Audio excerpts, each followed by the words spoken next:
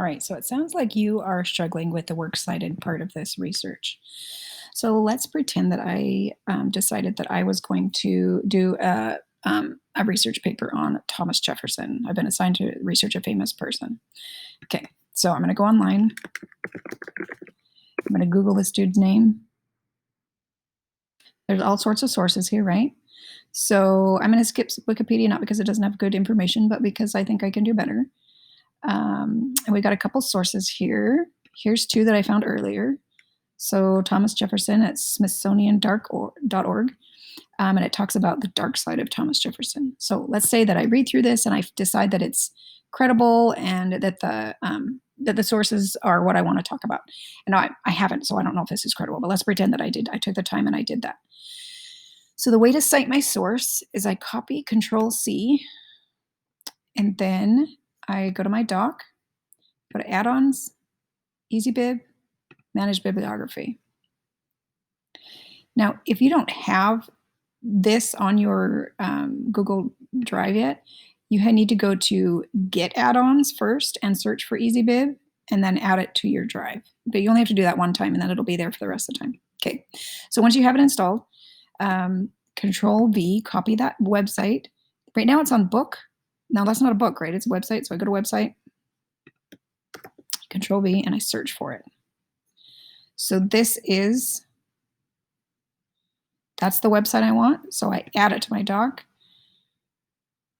And look, it's already there, which I clicked it twice. So now there's two of them. So we're going to delete one.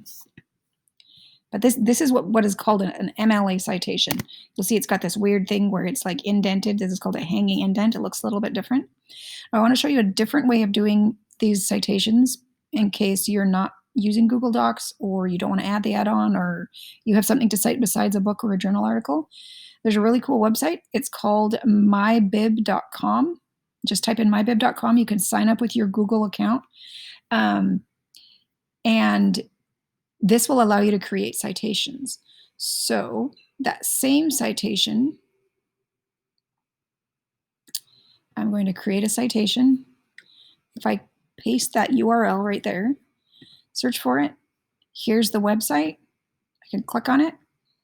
I can review it. Sometimes an author is missing or something else on the website's missing, and you can, so right here we want to say that we viewed it today. You know, you can adjust this if you need to. Click Save. And now that citation is right here. So we click on these three lines, copy bibliography entry. We go back over here to our document, Control-Shift-V, and it pastes it. Now this needs to come after this one because it starts with W. This one starts with T. So this, you need alphabetical, the first word here and the first word here. Okay. So if you can do it either way, you could use both. If you're using EasyBib for all of them and you add, let's say that I found another source. Let's go back here. Let's say I also was going to use history.com. If I copy and paste this and add it to my doc,